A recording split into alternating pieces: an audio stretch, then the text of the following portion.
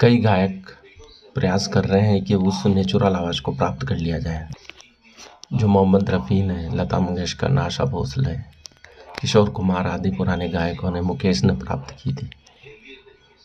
एक गायक जो अभी जिसको गाने कम मिल रहे हैं, आवाज़ के साथ तरह तरह के प्रयोग कर रहा है, वो आध्यात्म के साथ भी जुड़ा है। उसके मन में भी कई विचार हैं, उसके खुद के कई प्रश्न हैं, उसके खुद के प्रश्नों के साथ उसकी आध्यात्मिक यात्रा चालू हो चुकी है। आवाज़ के तरह तरह के प्रयोग कर वो अपनी आवाज़ को उस नेचुरल आवाज़ की तरफ ले जाना चाहता है, उस नेचुरल आवाज़ को, प्राकृतिक आवाज़ को प्राप्त करना चाहता है जो पुराने गायकों ने प्राप्त की। इसलिए एक कथा बहुत ही मशहूर है।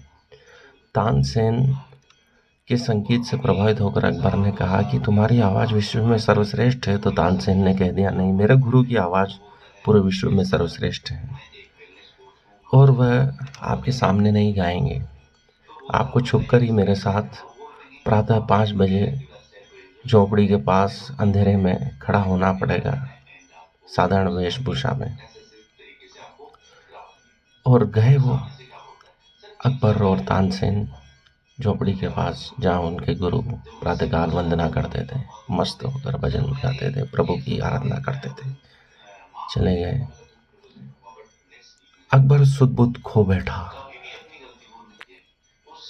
कई घंटे तक वह उस ताड़ी में रहा और होश में नहीं आया, उस मस्ती को भुला न पाया कि आखिर इतना अच्छा कोई गा सकता है जो लो जगा दे, परमात्मा से मिला दे।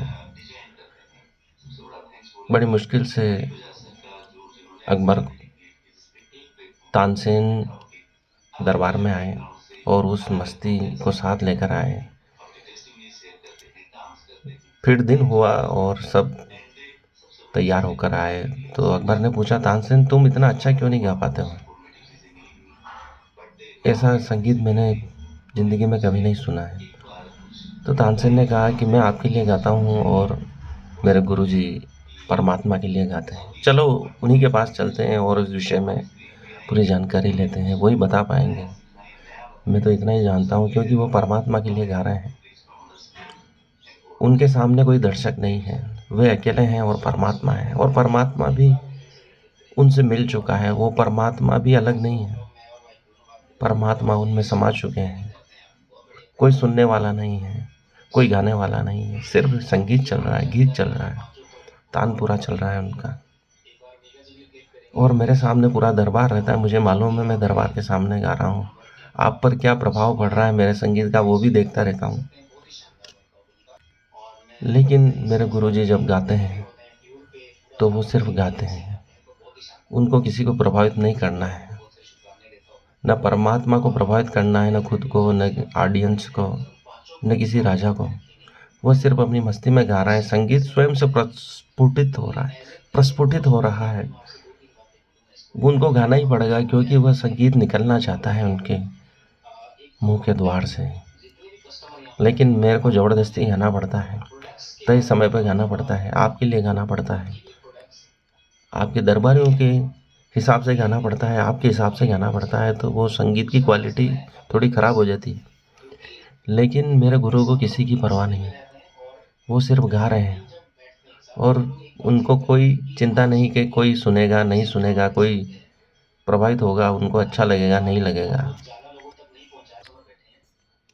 आज भी उसी संगीत की आवश्यकता है, गीतों की आवश्यकता है, जिसमें स्वस्फूर्त स्वयं प्रकट होने वाला गीत हो। जब भी हम स्वयं पे भी प्रयोग करें, हम स्वयं गाते हैं तो हमारा आवाज़ अलग होता है और कोई सुनने लगता है तो हम अलग तरह से गाने लगते हैं। हम स्वयं भी अपने ऊपर ध्यान देते हैं तो हमारा संगीत गीत बदल जाता है। यही वो रहस्य है जिसे आधुनिक गायक, जिसे वर्सेटाइल गायक भी कहा जाता है, वो प्रयोग कर रहा है। लेकिन उसको प्राप्त करने के लिए सहज होना आवश्यक है। जो तानसेन और अकबर की कथा है उसको समझना आवश्यक है।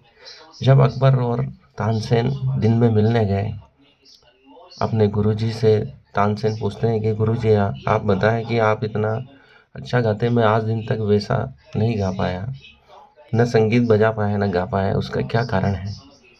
गुरु ने कहा कि तुम दोनों आए थे तब मुझे मालूम पड़ गया था, लेकिन मुझे उसका कोई फ़र्क नहीं पड़ता है। तुम बता के भी आते तो कोई दिक्कत नहीं थी। मुझे तो परमात्मा के लिए गाना था।